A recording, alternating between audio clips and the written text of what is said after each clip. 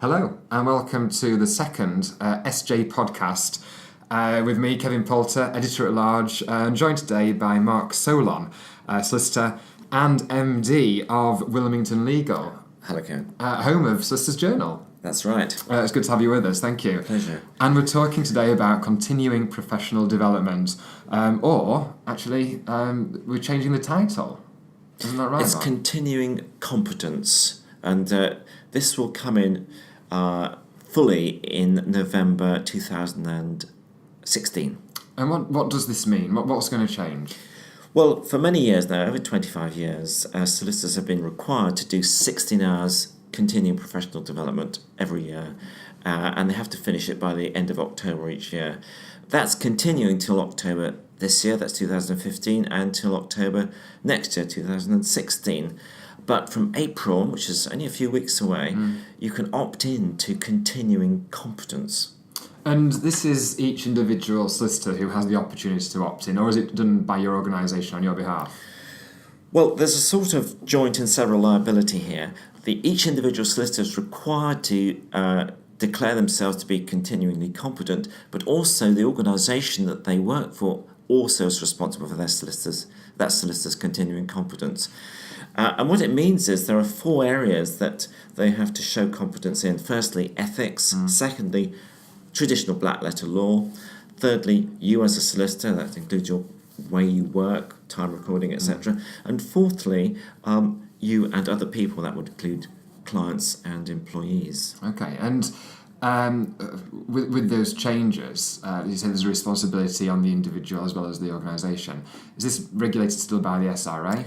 Yes, the Solicitors Regulation Authority have created these new rules and have been consulting on it. But what we found, and I think the Solicitors General confirmed this, is that a lot of people are not really aware of what's going on. That's right. I think a lot of, particularly solicitors and people who are going to be subject to this, they sort of leave a lot of this to what they're told, to the HR departments, to the learning and development teams, and for those people, will they see any change, or will it just be business as usual? Well, you can carry on, as I've said, until October next year. You don't have to do anything, just carry on doing your 16 hours.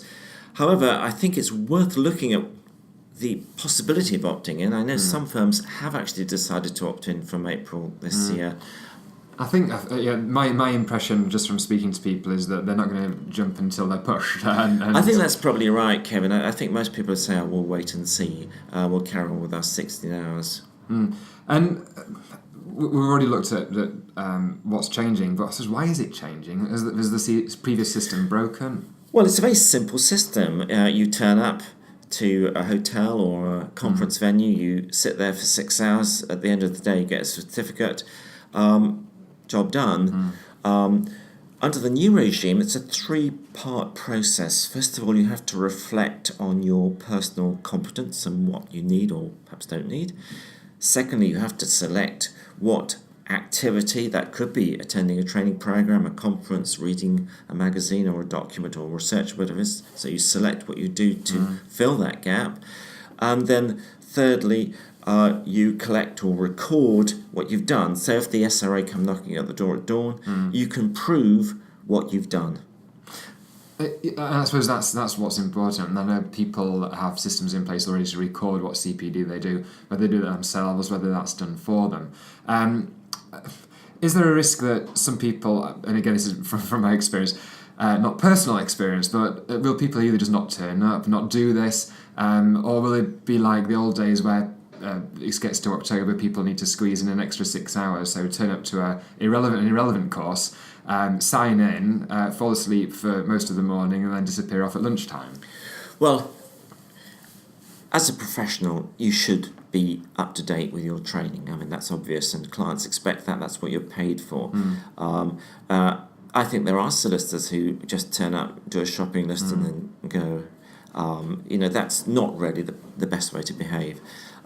Many other organisations or professional bodies in different fields have this competence system, so it's not new. It's just that the solicitors haven't come on board with it yet. I mean, before the current 16 hours, many solicitors say, well, I'm a solicitor, I've qualified, I don't need to do anything else. I think that sort of attitude has changed, and people do realise that being properly trained reduces potential risk or liability for negligence. You're more likely to get and retain good staff, and also your own personal satisfaction. I think one of the difficult elements of this is the competence. What does competence mean, and who was there to measure it? Well, that's a very good question, and the SRA have put out various consultations about this. We haven't got the final draft yet. We haven't got the final, what they call, toolkit about how to prove this. So it's a little bit in the air at the moment. So people should be aware of what's going on, follow the press, follow the SRA communications, but we can't actually do anything about it until that's finalised, probably early April. Okay, and read all about that in the Solicitors' Journal, of course, once it's finalised. Yes. So we get to our email inbox through the physical post box lots of adverts from CPD providers all the time. Will they stop? Will CPD providers have to change? Oh, certainly. I think we're moving from an analogue to a digital age, and people get information and knowledge in very different ways than they did 3, 5, 10, 15, 20 years ago. I think the point is this reflection approach, looking at what you do need, being able to find it. And I think that the training providers will move to helping people find what they need. Okay, and that might not always be black letter law. It might bring in the opportunity to develop some of the softer skills. And you mentioned how you work yourself, how you work with others. These are the things where actually many times solicitors get criticised for.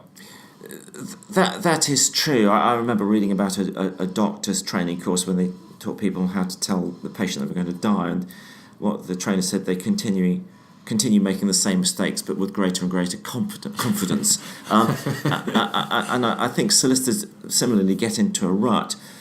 People are not as loyal as they were in terms of keep sticking with a solicitor. They will move around, and certainly businesses do. And they're assuming that people know the black letter law. What they're looking for is a business approach or a way of dealing with things that is practical and interpersonal skills, an ambience in the office. And these are all things that you should be trained on. Last time around in the podcast, we talked about sort of getting published. And there's a lot of work goes into writing an article often or developing an opinion. Will those things count towards that competence? I presume they will. Yes, they would. Mentoring. I think forget about the hour. Forget about the hour. It could be 10 minutes reading, researching, reading a magazine or whatever it is. But of course, it has to be recorded because if the SRA do come, there are both carrots and sticks. I think that's going to be the change, and even if it is just 10 minutes, how we do that. And we all have time recording systems. It shouldn't be too difficult. It shouldn't be too difficult, but you still have to do it. The days of the certificates of attendance are over. Yeah. Although that was a very simple system, you stick it in the ring binder, you've got your certificate of attendance. Now you need to think a bit more carefully. Good. Well, that's great. Thank you very much. Is there anything else we need to know before we go? Well, I think it's a very good idea. I think it's going to actually improve standards. Hopefully. And I think the way it's changing will mean that those coming into the profession from the start will get much more from this than the people who have been perhaps long established in their own ways for the past 20 years or more. A bit like you, Kev. Well, yeah, not quite that yet, Joe. Thank you. And we'll be back again soon. Thank you, Mark. In the meantime. Thank you very much. Pleasure. Speak soon. Bye. Bye.